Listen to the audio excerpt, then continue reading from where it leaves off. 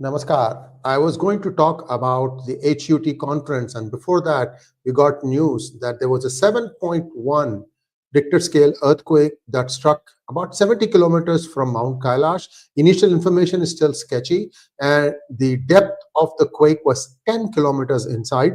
And usually, when it is that deep, it will shake up the earth all right, but usually it will not cause damage. So, some of you have asked, what about Mansarovar Lake? We don't know. There were about 3 or 4 villages in the vicinity of this epicenter, and the information is still being awaited. So this was a 7.1 tremor, and there have been a series of earthquakes in China. Is Mahadev getting angry? Is Mahadev trying to send us a message? What is really going on? Because this is the 12th one. These have all happened in the last few days. And stay tuned as we try to dissect this thing more and give you more updated information. Perhaps later in the day, when we have our regular programming, we'll give you an update on what happened, the extent of damage. It's about 300 kilometers or 380 kilometers from Lhasa, Tibet. So it's away from the population, let me put it that way. And normally 7.1 will shake things up, but it's not devastating. For example, there was a 7.8 earthquake in Nepal that caused 5,000 deaths. And if you want to know what happened in San Francisco, the 1989 Loma Prieta, I think it was 8.1, and that brought down bridges. So as this thing goes up beyond 7.34, things can get really bad. So that's about the 7.1 quake near Mount Kailash. Now let's take a look at this important development that is, there you go. There is a map, and you can see the epicenter, and it was felt as far away as Kathmandu, I'm told. And so the amount of damage, we have to still wait and see what happens. There you have it. This is the picture. Let's go on to the next topic, please. In fact, people say that it was felt as far away as Bihar. So yeah, 7.1 is going to do that. It is a massive one, and this is happening right at the place where the two tectonic plates that have been rubbing. We know how Himalayas got formed millions of years ago. This is exactly at that plate. So something is going on there. Mahadevji definitely is angry. Now let's go on to the other topic we're going to talk about.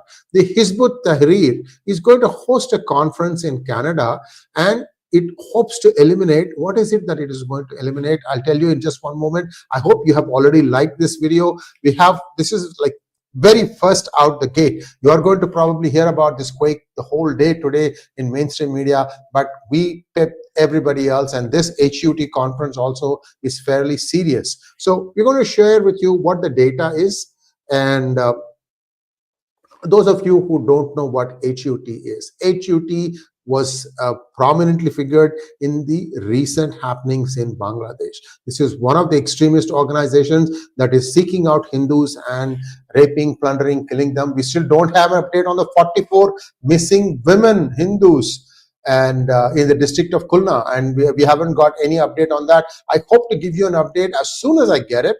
And I also told you about Chinmay Das, where he needs to again move the court to try and get adequate supply so he can even cook his own food. So that's where things stand. Hizb-ut-Tahrir has been active in Chennai, of all places, since 2003. But amazingly, the police in Chennai did not find out until the NIA moved in and arrested 2 HuT people about 2 months ago, I think. And this was something that was discussed at length with Sree Gautamji. You would have seen that video. So I'm just trying to connect the dots here. We have been one of the first ones to identify this as a very dangerous radical Islamic outfit. So the conference is going to start on the 18th of January in Mississauga, Ontario.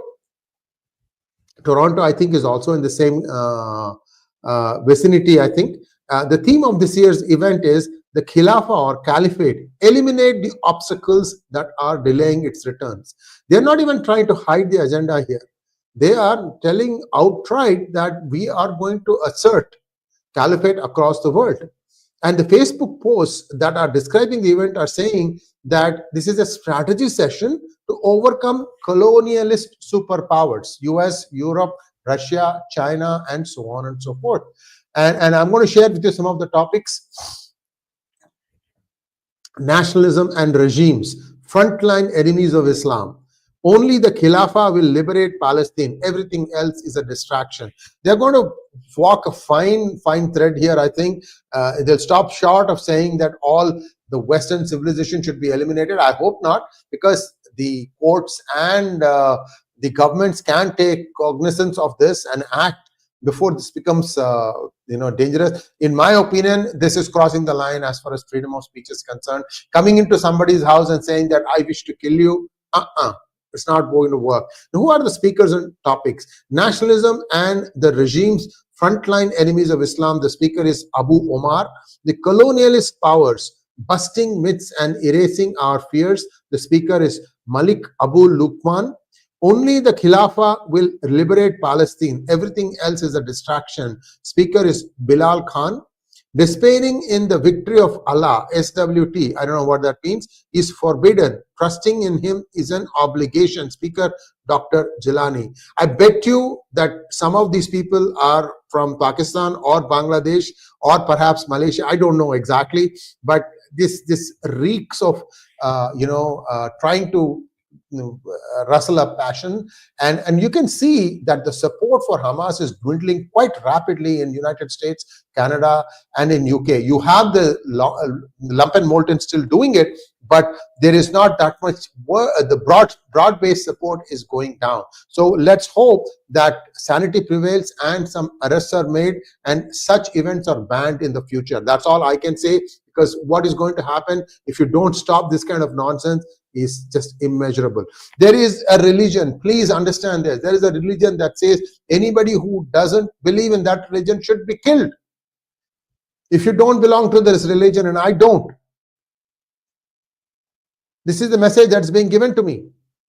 And I have done nothing to this person. I have nothing against this religion. Then why? This is the question that each one of us should be asking ourselves. So what are the origins of HuT? It was founded in 1953, Taqi al-Din al-Nabhani in Jerusalem.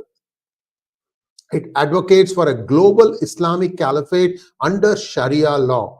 HuT, which translates to Party of Liberation, it's considered a terrorist organization in many nations due to its extremist ideology and activities. Despite being designated a terrorist organization in many parts of the world, and I'll tell you the countries that have already designated HuT as a terrorist organization, Canada continues to thrive in, HuT continues to thrive in Canada.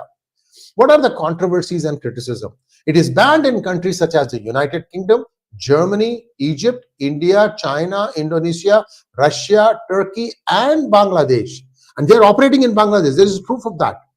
UK banned the group in Jan 2024, citing anti-Semitism and praise for the October 7th terror attack. So HuT was one of the organizations that was praising the Hamas for carrying out the October 7th attacks. India's Ministry of Home Affairs banned HuT on October 10th, 2024, and the group was proscribed under UAPA, Unlawful Activities Prevention Act.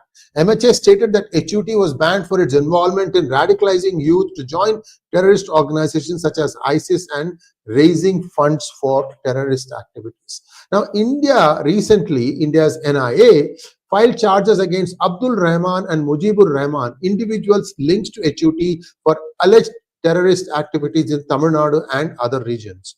The federal agency carried out raids against HuT operative in Chennai. By the way, some of these things are happening because of the reporting in P-Gurus. Please understand, viewers, if you have not already liked our video, and also if you have not subscribed, you may want to do so.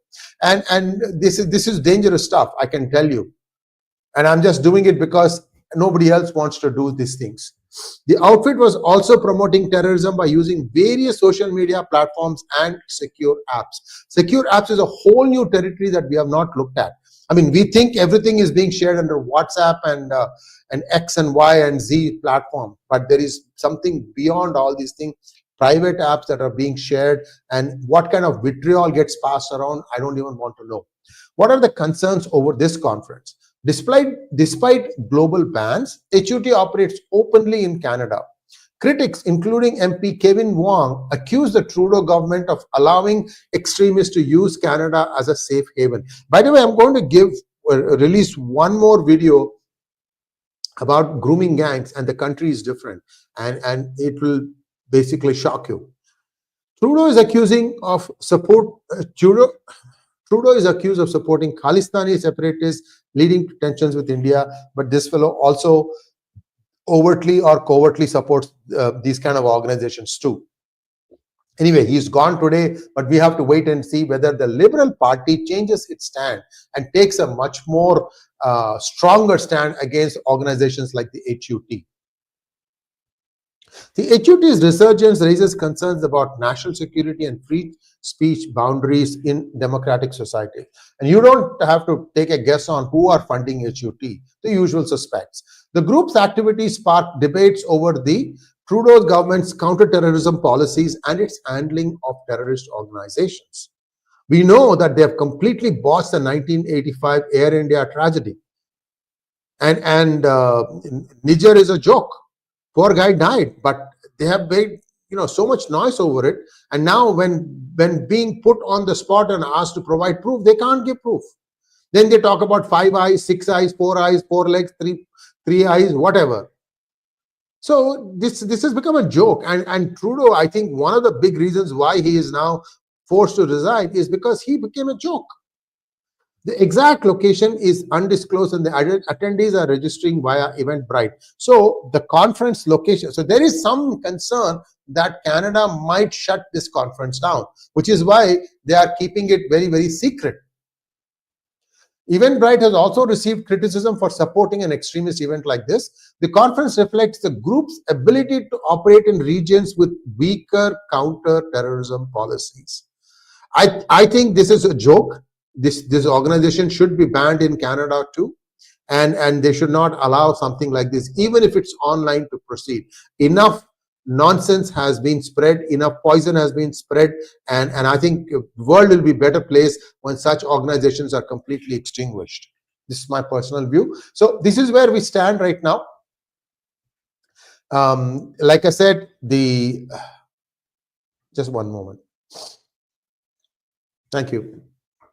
Like I said, the extent of the damage from the 7.1 earthquake is still being awaited. This happened just like 10 minutes ago. I was about to go on air and I noticed it and I changed the headline. I also changed the graphic, and we have to wait and see. Like I said, there are 2 aspirants for the throne of Prime Minister. It is going to be full of thorns right now because elections are going to be at the latter part of this year. They don't have much time to do course correction or to try and change the messaging. I think the Liberal Party will lose regardless of who leads it. So we'll wait and see how it goes. Thanks for watching. Please like, share and subscribe to our channel. Don't forget to click on the bell button for notifications. Namaskar.